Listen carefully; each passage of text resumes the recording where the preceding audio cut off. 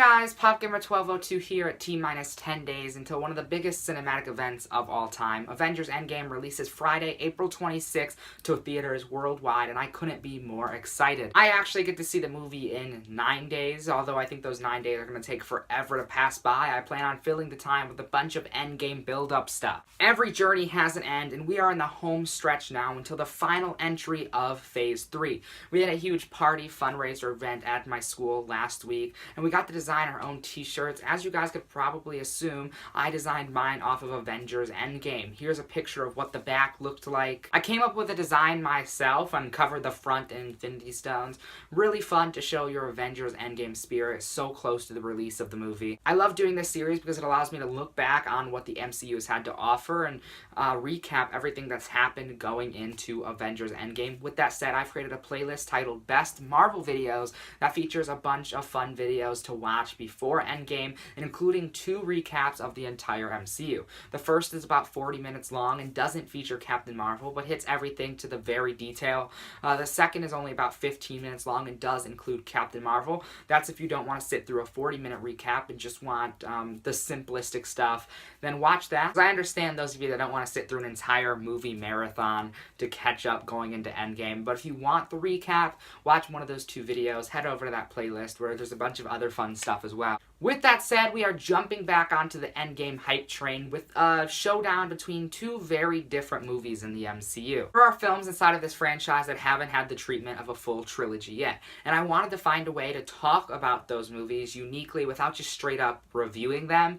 And then I thought, wait, there are 4 standalone films inside of the MCU that I'm going to talk about over the coming week. In The Incredible Hulk, Doctor Strange, Spider-Man Homecoming, and Ant-Man. Why don't I just split those into 2 showdowns between the movies? So I'm doing just that, and the reason I'm pitting The Incredible Hulk against Doctor Strange is because they both follow the same path of doing things differently. They both play around with the MCU format a little bit and really just show what the MCU is capable of. Their formats are quite distinct compared to other movies in the universe, and that's what makes them such great experiences. Now, the only thing is that Incredible Hulk is the second movie inside of the MCU, and Doctor Strange is more recent, releasing in 2016, so they do things a lot differently. But with that said, let's jump into it. If you enjoy, make sure to show support down below. Subscribe if you haven't already, and if you do, feel free to hit that little bell icon to be notified whenever I upload. Alright, let's start by talking about The Incredible Hulk.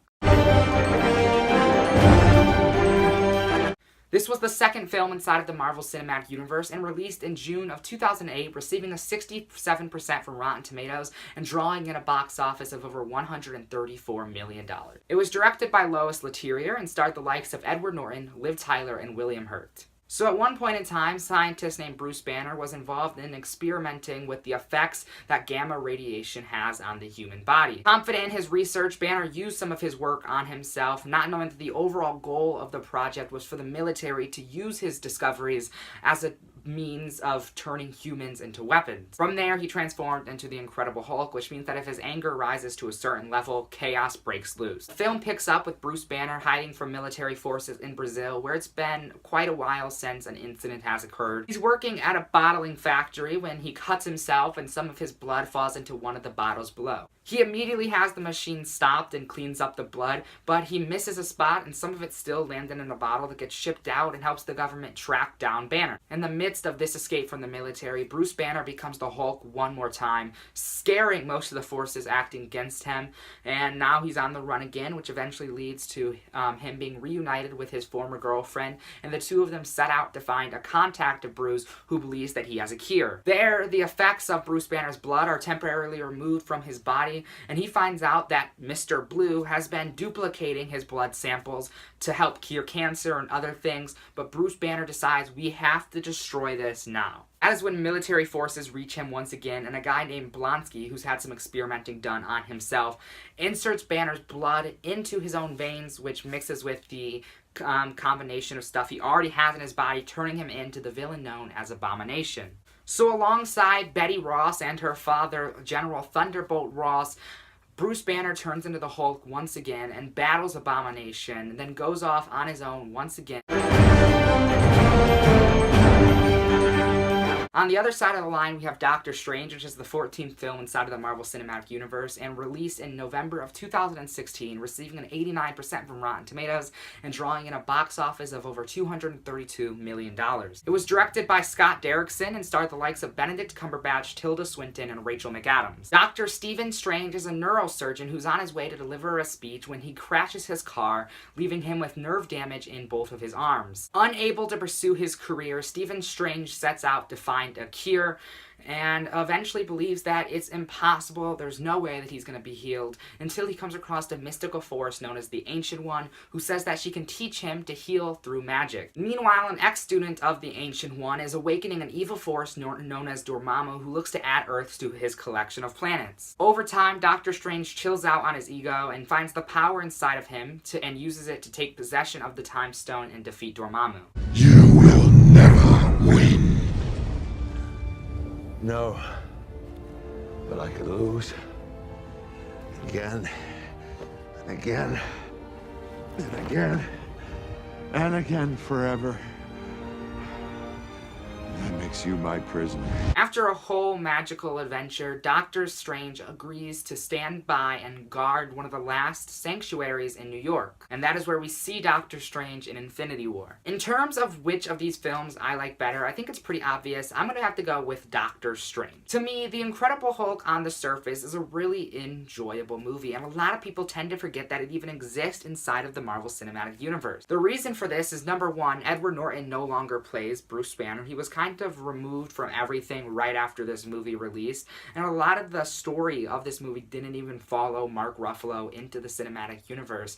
The only thing that really keeps it attached to Marvel is Robert Downey Jr. showing up at the end, and the fact that Thunderbolt Ross still makes appearances here and there. But also, it just doesn't feel like an MCU movie at all. Being only the second movie to release inside of the universe, Marvel was still trying to find out what they wanted to do with this path and experimenting with their movies. So Incredible Hulk, sometimes just the format of it and how it flows, it doesn't feel like an MCU movie at all. Things that happen in this movie are so unique compared to other entries inside of the MCU. It just doesn't feel like an MCU film. However, I think that it gets a lot of undeserved hate. I love Edward Norton as Bruce Banner, and I think there's a lot of strong stuff in this movie. It's a really intense experience, and the fight between the Hulk and Abomination at the end of the movie is one of the best fight scenes inside of the MCU.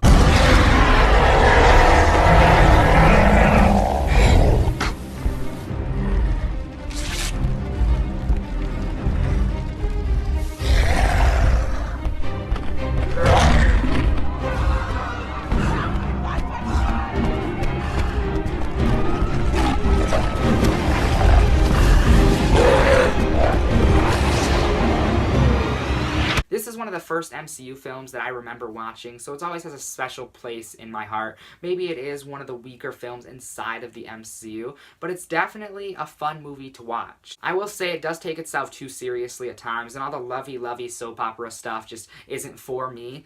But I enjoy The Incredible Hulk. I definitely do. Now, Doctor Strange is a quite different experience that switches up the MCU format very uniquely. I love seeing the character development of Doctor Strange that takes place over the course of this movie, and Benedict Cumberbatch really owns this role. When trailers first dropped for Doctor Strange, it just wasn't for me. I didn't think that the Strange take on the Marvel Cinematic Universe was going to work, but it definitely did. It really shows what the MCU is capable of, and there's a lot of good moments inside of this film. It may be a pretty strange experience, but it carries a lot of heart with it, and I respect Doctor Strange for everything that it puts on the table and just the risk it takes in forming one heck of a story. Dormammu, I've come to bargain. Now, if I was to rate these two films, I'd probably give The Incredible Hulk somewhere around a 7 out of 10, and then Doctor Strange, I'm leaning more towards an 8.5 out of 10. That's a 1.5 star difference between these two movies. I love The Incredible Hulk, and I love Doctor Strange, but Doctor Strange just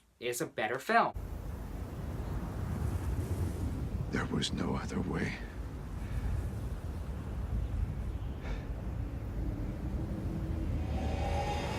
There you guys have my Marvel showdown between the Incredible Hulk and Doctor Strange. Stick around because later this week I'll have a showdown up between Ant-Man and Spider-Man, a battle of the insects. I hope you enjoyed. Make sure to show support down below and follow me on Twitter at PopGamer1202. If you did, we're almost in the endgame now. I'm so excited. Thanks for watching. Bye! Hulk smash!